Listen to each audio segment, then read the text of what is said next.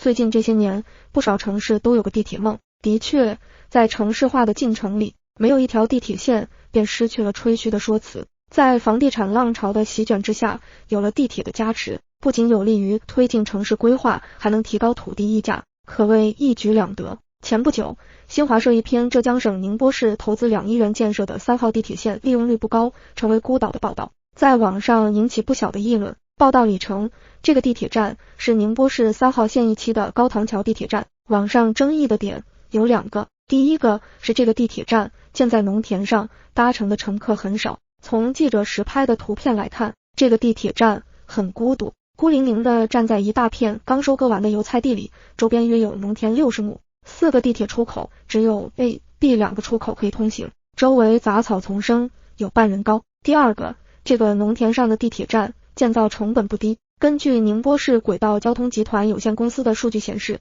，2015年7月，高塘桥站选址获批，2017年车站的出入口开始施工，2019年6月，高塘桥地铁站建成通车，整个工程下来花费大约2亿元。从城市发展规划的角度来说，地铁是属于超前规划的项目，很多地铁在规划的时候都是设定好了5年、10年后这里会发展成什么样子。在这个逻辑框架之下，虽然建造的时候看起来投资巨大，但若是拿将来做对比，换个对比参照物的话，就不会觉得这是耗费巨大的投资。在2015年高塘桥地铁站获批之前，在2013年的宁波市鄞州区陈婆渡后改为高塘桥环隘地段控制性详细规划图上明确标明，10年前高塘桥站周边的基本农田被规划为商住用地。然而，原城乡规划和土地利用规划这2者之间却又没有得到统一共识。对于同一块地，当时的宁波市土地利用规划还是将这片区域划为耕地和基本农田。如果是按照前者的布局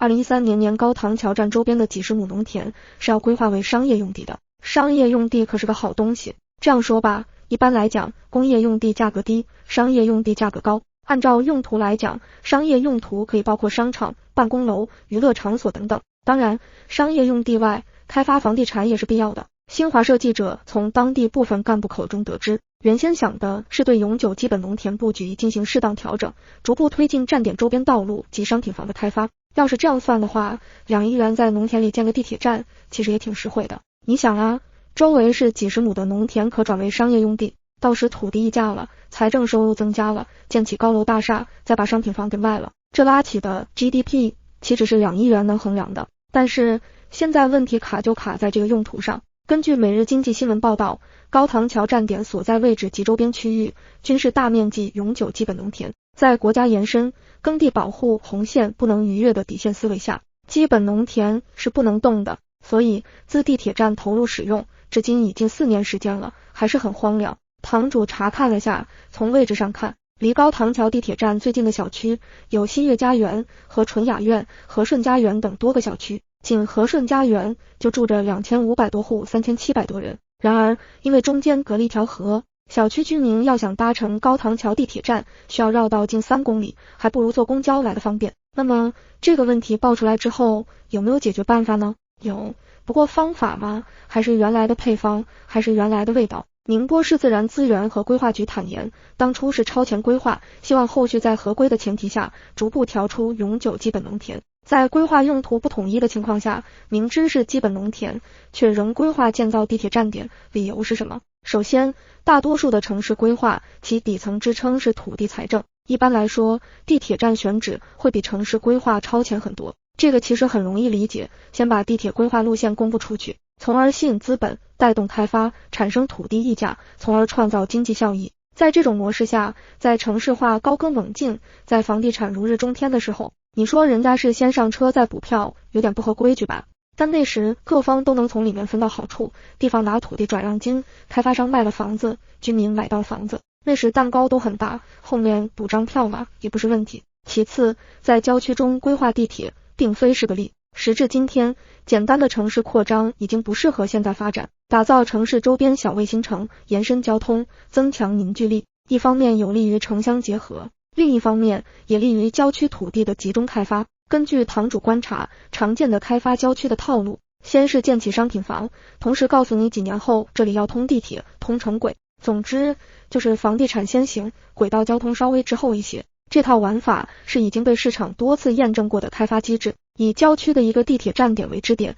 再沿站点布局，集中土地，开发新城。当然，这也能给地方土地财政带来更高的收益。所以，在堂主看来，别只说宁波建在农田上的地铁站，请问哪个城市的地铁没有几个出去一片荒芜的站点？举个具体例子来说，杭州地铁也有选址在农田上的，总不能杭州地铁站选址农田就是高瞻远瞩，未来可期，而到了宁波地铁站选址农田就说浪费资源，规划不佳。客观一点，公平一些。其实现在的问题就是房地产不景气了，土地财政也玩不动了。以前去郊区搞开发，就是用基建用地铁来作为引子，去吸引开发商扎推进来。搞基建本是不赚钱的活，以前靠着土地出让也能继续玩下去。命运的交响曲总是如此的魔幻。10年之前，在农田之上得到批复的宁波3号线，扛着缓解鄞州南部新城交通压力的重担。10年之后，却因为选址农田，宁波地铁受到各方的批评。农田没有变，宁波地铁也没有变，农田还是传统守旧，宁波地铁还是那么开创进取。把眼光放大一些，从投资2个亿在农田建地铁站中跳出来，看看整个宁波地铁乃至整座宁波这座城。宁波地铁是很懂运营的，宁波地铁隶属于宁波轨道交通。根据中新经纬报道，2022年宁波轨道交通的商品房销售达到了近24亿元。报道显示，在营收方面，2022年宁波轨道交通实现营收 48.08 亿元，而商品房销售收入占比接近一半，达到 23.92 亿元。在2022年年报中披露，宁波轨道交通名下有多家地产公司，还与华润置地、绿城等设有合资公司。当然，地铁公司进军房地产早已不是什么新鲜事了，国内玩的最溜的还得是深圳地铁。当年万科宝能之争，这个中国 A 股市场历史上规模最大的一场公司并购与反并购攻防战，谁都没有想到，最后是深圳地铁赢了，深圳地铁成为万科地产的第一大股东。2017年，深圳入股万科，投资收益达到 72.54 亿元。2年后2019年，投资收入达到了 117.3 亿元，超过深圳地铁全年净利润。吃到商业地产好处的深圳地铁，开始向地铁线上新建购物中心、写字楼、酒店等大型商业综合体。深圳地铁商业化程度很高，新建地铁基本都是清一色的商场加住宅加办公加酒店。纵观现在全国的地铁都在炒深圳的作业。最后堂主想说，每个人的出发点不一样的，看到的风景自然也是不一样的。网上看到的是对宁波地铁不好的印象，但说实话，堂主对宁波地铁印象挺好的。很多地方这些年都是入不敷出，连深圳地铁、广州地铁都准备涨价了，宁波却在2023年2月13日公布，今年6月30日前，每天20点后法定节假日全天免费乘坐轨道交通。在更早的2023年春节7天假期时，宁波公共交通免费开放，地铁客流同比上升 45%， 一个拿出实打实优惠给市民的城市，至少不会差到哪里去。看看宁波的经济发展水平吧。2023年一季度 GDP 首次反超天津，排到全国第11名。此外，这个农田就在宁波南部 CBD 旁边，单从位置选择上看，无可厚非。宁波的经济实力强，很多乡下都通了地铁，或者正在规划地铁，极大的方便了人民群众。堂主查到2个情况，一是宁波公交线网覆盖挺全，实时公交查询也很方便，还有1小时免费换乘，学生卡3折，70以上老人免费。高峰时段、恶劣天气，公交运作时间也很方便，而换乘目的地更多。二是宁波私家车数量也很多，截止2022年6月底，宁波机动车保有量突破340万辆，而到2022年末，宁波全市常住人口为 961.8 万人，也就是说，每10个宁波人中就有超过3个人是有车的。在宁波当地有流传这样一句话，走遍天下不如宁波江夏。很多宁波人在求学或者找工作的时候，会选择去北京或上海。春夏秋冬，岁月流转，他们见过魔都的浮华，也看过首都的陌生，可到了最后还是回到宁波。不仅仅是因为宁波自己的经济实力强，更重要的是低调的宁波从不和别人比，真正的藏富于民。2022年，宁波的城镇居民人均可支配收入达76690元，同比增长 3.8%， 规模位居全国第6，仅次于北上广苏杭。堂主总感觉上海一听就是过于繁华喧嚣，太多豪气干云，而宁波则给人一种历经风雨之后恬淡温柔的心态。生于斯长于斯的阿拉宁波，从不在意外人的看法，有着自己的坚守与智慧。